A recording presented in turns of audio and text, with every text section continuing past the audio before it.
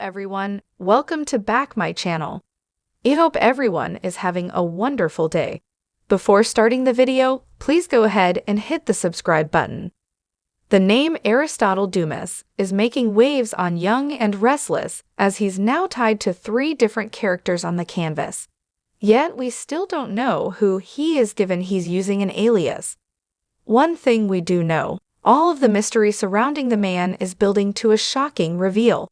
It turns out that Aristotle Dumas is not only Damian's boss, but a mogul with a history of going head-to-head with Victor Newman, trying to outbid one another to acquire various companies.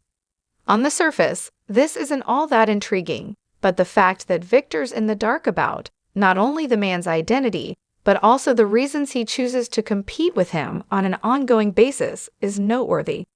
Why? Victor's always 10 steps ahead of any potential adversary.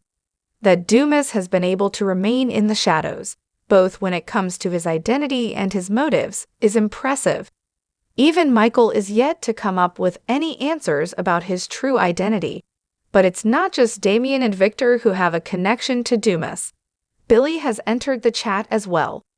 According to what he's told Phyllis and Sally, the mystery mogul reached out to him to express his dismay over Victor doing him dirty with Chancellor and wants to help him get it back. Sounds to us like Billy is just a means to an end for Dumas, who clearly wants to stick it to the mustache whenever possible. Yep, this guy's got a hate on for the Black Knight, which provides a clue to his true identity. We questioned if, and some of the signs suggest it could be Lily's ex, particularly given that, but another theory has since come to light. Dumas clearly holds a grudge of some significance against Victor. He obviously wants to help Billy get Chancellor back as a means of exacting some sort of revenge on the mustache. Further, the mystery mogul hides his identity behind an alias derived from the name of author Alexander Dumas, who wrote The Count of Monte Cristo. He's named his companies Monte Cristo and Dangler, who was a character in the book.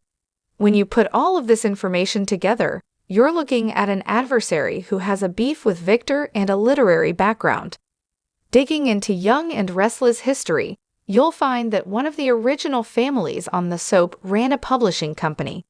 There's your literary connection. Did they ever have a run-in with Victor of the nasty variety? As the mustache himself would say, you betcha. We're talking, of course, about the Brooks family. Stuart Brooks had 2 daughters, Leslie and Lori, who became involved with the Prentice brothers, Lucas and Lance. To make a long story short, Leslie and Lance had a child named Brooks Prentice. After her sister became engaged to Lance, she kept the truth about Brooks' paternity from him and had a nervous breakdown. Brooks ended up in Lori's custody, and she later managed to lose their family company, Prentice Industries, to Victor Newman, who insisted he'd taken it over for her sake and to teach Lance a lesson.